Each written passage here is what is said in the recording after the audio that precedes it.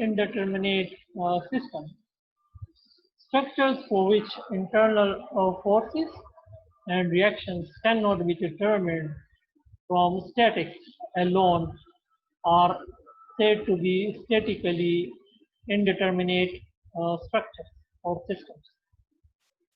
So this actually happens if we have more than one unknown comes in the equation that we got from that we get from the static equilibrium. For example, here you see we have a structure, and this structure is acted upon by uh, two loads, 300 kilonewton and 600 kilonewton. Let me remove this.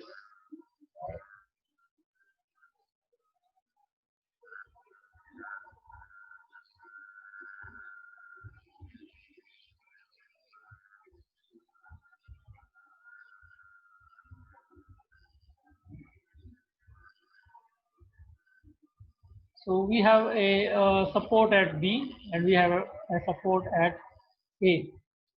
So there are two supports, one at A and one at B. And if we draw the reaction forces coming from these supports, so the reaction force at B would be like this, and the reaction force at A would be like this. So we have RB and RK. And if we apply the condition of equilibrium, which is the summation of all of the forces must be equal to 0.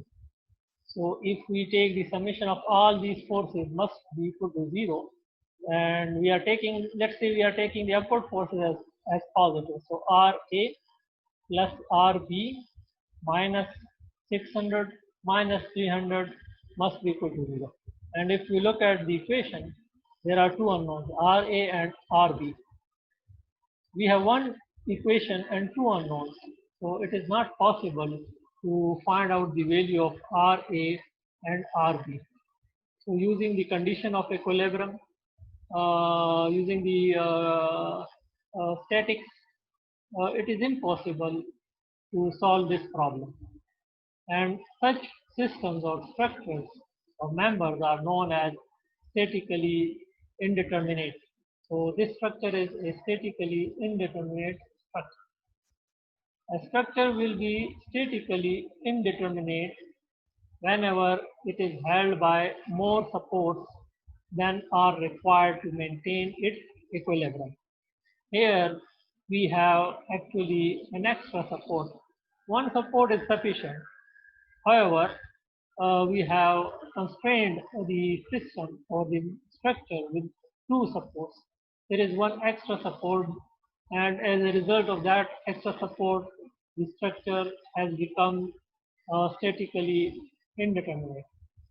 So question is how to find or how to solve the problems of statically indeterminate systems of structure. So वो हम discuss करेंगे, that we would be discussing in the today's lecture. The solution: redundant reactions are replaced with unknown loads, which along with the other loads must produce compatible deformations. Deformations due to actual loads and redundant reactions are determined separately and then added or superimposed or superposed. Delta plus delta R is equal to 0. Okay, so if we look at our system here, our structure here, this end is fixed and this end is fixed. The supports are rigid supports. They are not moving at all. They are not moving, that are rigid. Meaning that this end is fixed, this end of the structure is fixed, and B is fixed, completely fixed, and also and A is completely fixed. These ends are not moving. This end is not moving, and this end is not moving. If these ends are not moving, so how much would be the change in length of the structure? Obviously, in that case, the change in length of the structure would be 0, meaning that in this structure, delta is 0. Delta is 0. I'm making the free body diagram of this structure here. I'm making the free body diagram, and we are replacing the this support at B with the reaction force, and this reaction force is acting in the upward direction. So RB is acting in the upward direction. Support A is there. However, I have replaced support B with the reaction force RB. And as I discussed with you that the deformation in this structure, because both the supports are fixed, they are not moving at all, so delta is equal to 0.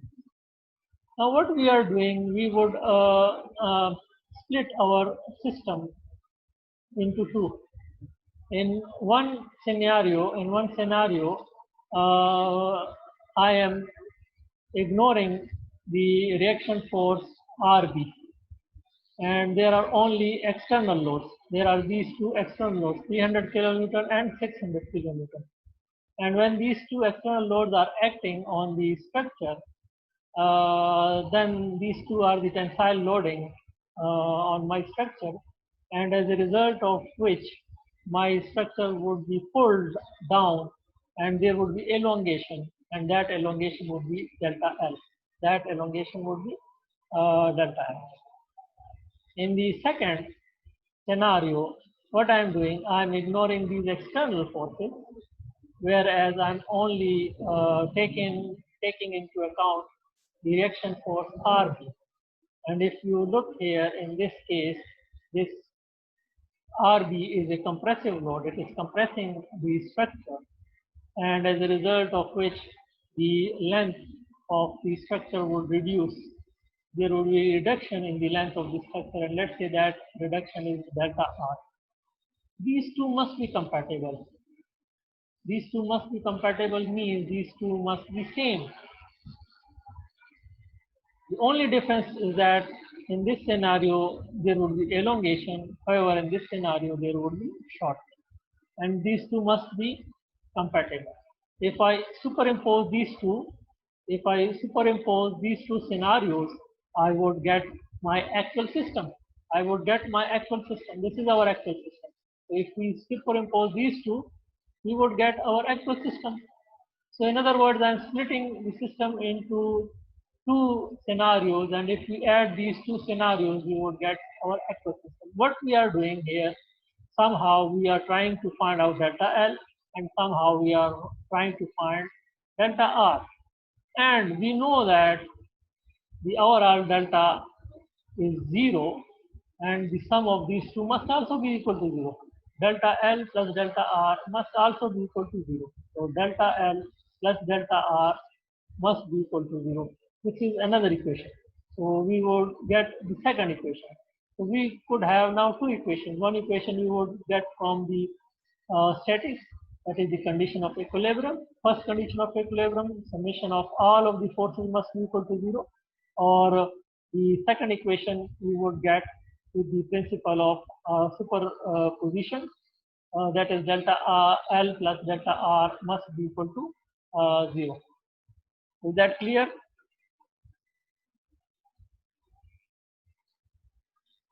Is that clear? Yes, sir. यहाँ तक Yes, clear sir. है? Sir, what is mean by compatible? Repeat the question. What is mean by compatible? Compatible means both must be same. Okay. Both the magnitude of both must be same, because if you look here,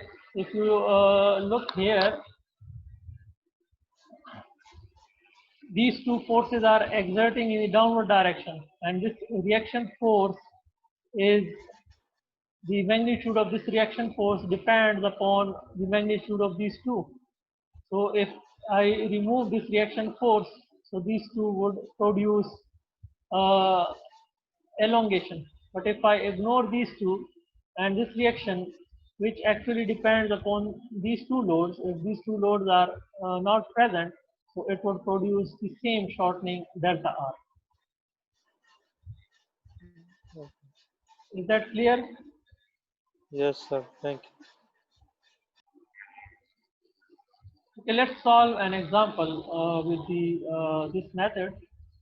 So, example, the statement of the example is determine the reactions at A and B for the steel bar and loading shown, assuming a closed fit at both supports before the loads are applied. So we have a structure and it is acted upon by external loads 300 kilonewton in downward direction, 600 kilonewton in the downward direction. And this is point B, point K, where 600 kilonewton load is acting. Point C, here the cross section area changes, and at point D we have a load of 300 kilonewton. The cross section area of this section is 400 millimeter square, and the cross section area of this segment of this structure is 250 millimeter square, and these lengths are given from A to D 150, D to C 150, C to K 150, and K to D 150. That is given. And we have to find out what? We have to find out the reaction at B and the reaction at A. ये हमने मालूम करना है. So the reaction at B would be in the upward direction, and also the reaction at A would be at the upward direction. If we look, both of these are in the downward direction. So RB would be in the upward direction, and also RA would be in the upward direction.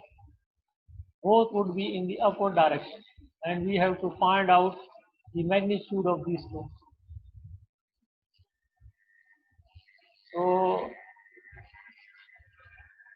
what we have to do, I'm replacing one of the redundant support with the reaction force here.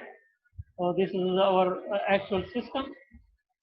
RB is the reaction force coming from support B, and we know that the delta in our actual structure, because both of the supports are fixed, so the delta is 0. I'm splitting this our real system into two portions or scenarios. In one, I am ignoring the external, I'm ignoring the reaction force RB, whereas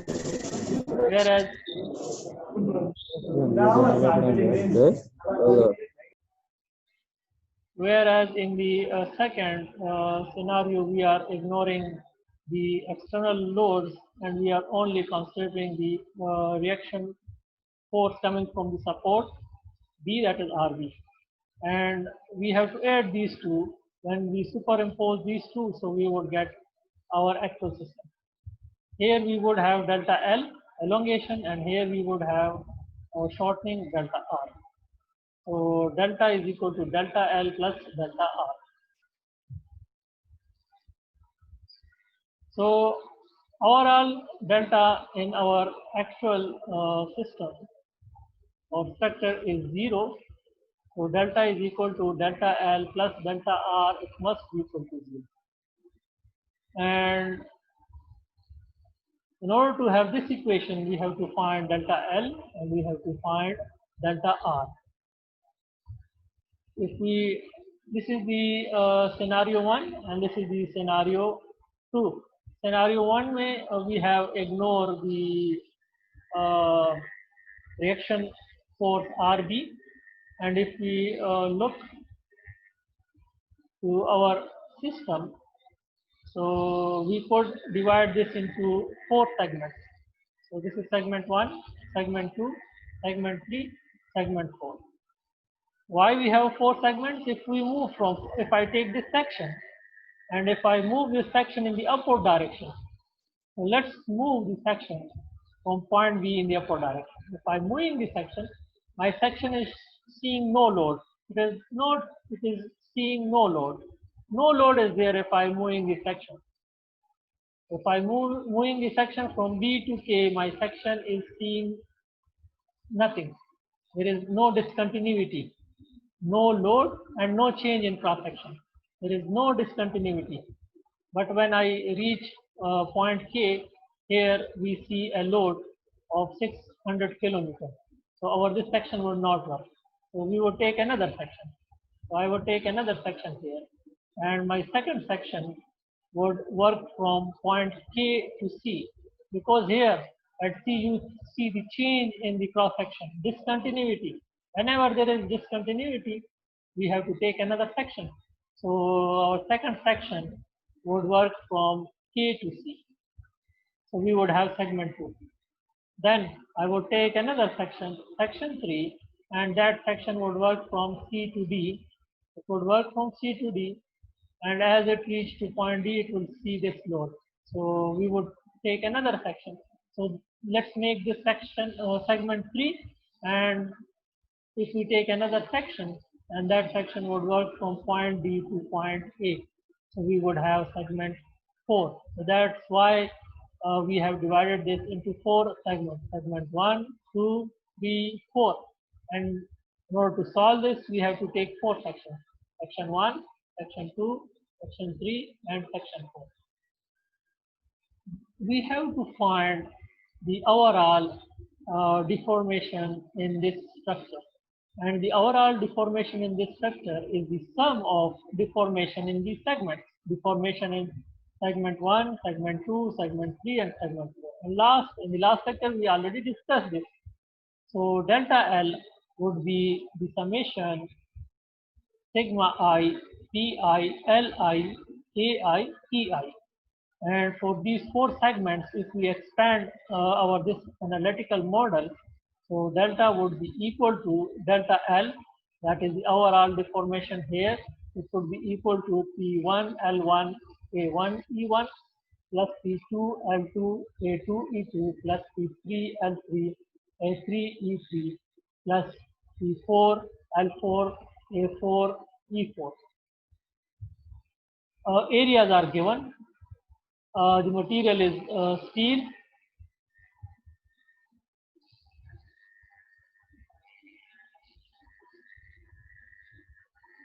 The material is steel, so you could find out E.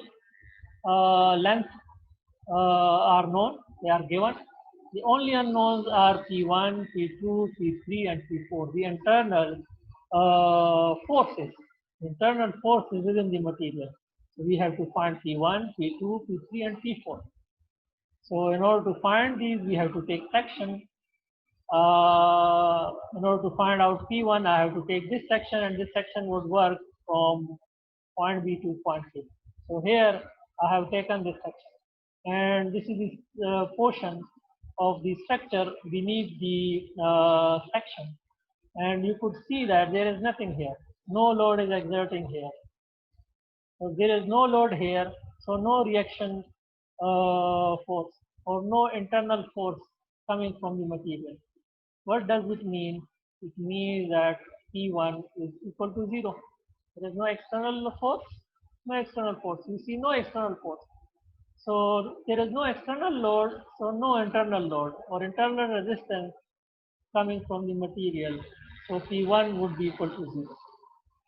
Next, I would move my section here in order to find out P2. So moving the section here. So moving my section here so that it passed through segment 2. So here you see that this is the portion of the structure beneath the section, and a load is acting in the downward direction. External load 600 kilonewton is acting in the downward direction. So the internal resistance coming from the material, it would be opposite to this load. So it would be in the opposite direction. It would be acting upward.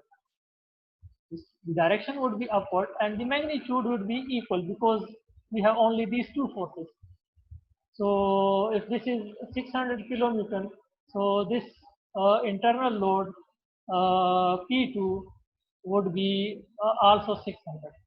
So P2 is equal to 600 kilonewton. Third, if we take section 3 here, if I take section 3 here, what is beneath that section? Beneath that section, we have this portion, segment 2 and segment 1. and the only force acting here is 600 kilonewton. So the reaction or the internal resistance, that is P3, which is in the upward direction, it would be also equal to 600 kilonewton. So P2 and P3, it is 600 kilonewton. Next, we have to find out the internal force in segment 4. So for that, we have to move this section here, or you have to take a section here. So we have taken a section passing through segment 4. And this is the portion of the structure beneath the section. And here you could see a load 300 kilonewton and a load 600 kilonewton acting in the downward direction. So the internal force coming from the material, it would be in the upward direction, and its magnitude would be the sum of these two, that is 900 kilonewton. So P4 is 900 kilonewton. So now in this equation, we know P1, P2, P3, P4 along the other parameters. So just by plugging the values, delta L comes out to be 1.125 into 10 raised to the power 9 E. Next, we have to solve for our second scenario, which is we have to ignore the external loads, whereas we have to only consider the reaction force coming from the support.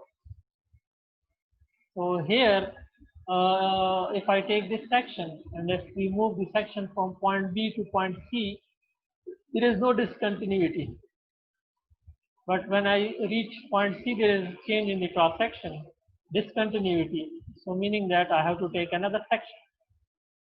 So meaning that in order to solve this problem, we have to take two sections or two segments. So this is segment 1 or this is segment 2. Section 1, for segment 1, this is the portion of the structure beneath the section. This load is in the upward direction. So the internal resistance or internal force would be opposite to this in the downward direction, and it would be equal to RB. Magnitude would be equal to RB. So P1 is equal to minus RB. Secondly, I would take the section passed through segment 2. So this is the section which is passing through segment 2.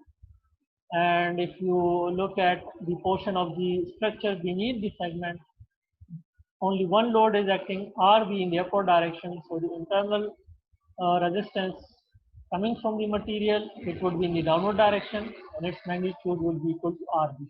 So P2 is equal to minus RB. We have two segments. So delta R is equal to sigma Pi Li Ai Ei, and expanding this for summation for these two segments. So delta would be equal to P1 L1 A1 E1 plus P2 L2 A2 E2. We have already found out P1 and P2 lengths are known, areas are given. So just by plugging, we would get minus 1.95 into 10 raised to the power 3 RB over E. So somehow we calculated delta R and delta L. Next, delta is equal to delta L plus delta R is equal to 0. The principle of superposition. We are applying the principle of superposition. We are superimposing both of our scenarios on top of each other, and when we do that, it would constitute our actual system. So delta L, this is delta L, this is delta R, and next if we multiply the equation throughout by E, so this E would eliminate from the equation. The only unknown would be RB. So solving for RB would be equal to 577 into 10 raised to the power 3 Newton, or 577 kilonewton. So now we have our RB. Once RB is known, then it is very easy to find out RA, because now we could apply the condition of equilibrium to find out RA.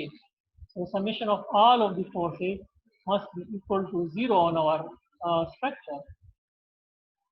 Taking the upward forces as positive, so RA positive, minus 300 minus 600 plus RB, which is 577 kilonewton. Now in this equation, the only unknown is RA. So after calculation, RA is equal to 323 kilonewton.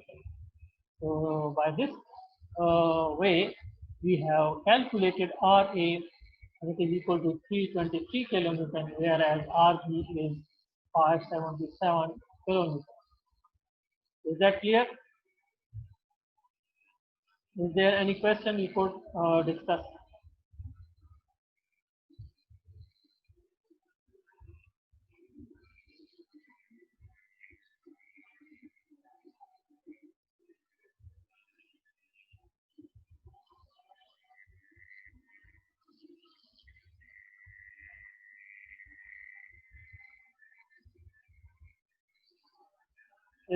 Is there any question?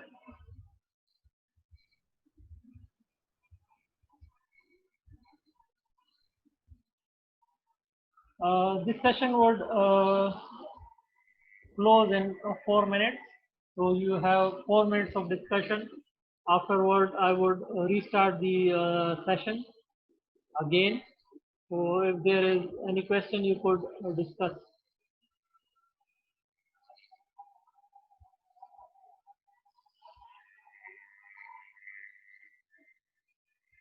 There is no question. The next topic that we would be discussing is the thermal stresses.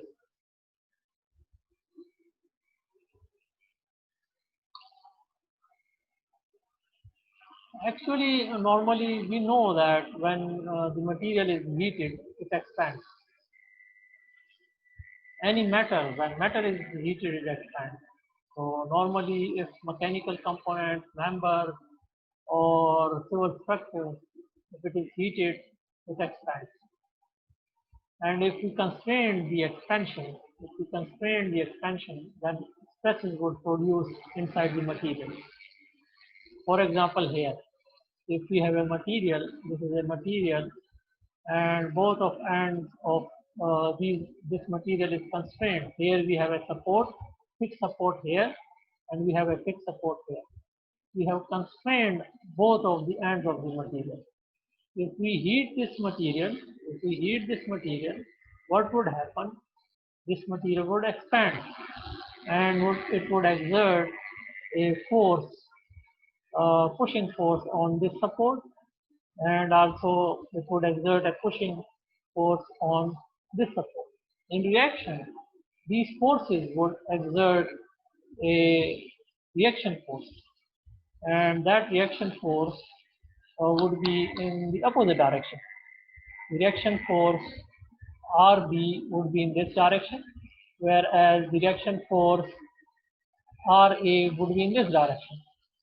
So if you look here, we are subjecting the material to a loading, and the loading is coming from the support. And what is the type of loading? You could easily tell me that the type of loading is compressive loading, and as a result of this loading, what type of stress would be produced? Compressive stress would be produced, as a result of which a compressive stress would be produced inside the material. And this compressive stress is produced inside the material because of what? Because of heating. That's why we call it thermal stresses. Thermal stresses are produced inside the material when we have constrained the material. We are not allowing it to elongate. When we are not allowing the material to elongate, then stresses will produce inside the material when it is heated. So such stresses are known as thermal stresses. They are known as thermal stresses. A temperature change results in a change in length or thermal strain. There is no stress associated with the thermal strain unless the elongation is restrained, that is restricted by the supports. When we restricted the elongation, then thermal stresses would produce inside the material. How to find these reaction forces? That is actually tricky, difficult, because we could not use the condition of equilibrium, which means that again this structure is statically indeterminate structure. So we have to use the principle of superposition to find out the reaction forces RA and RB.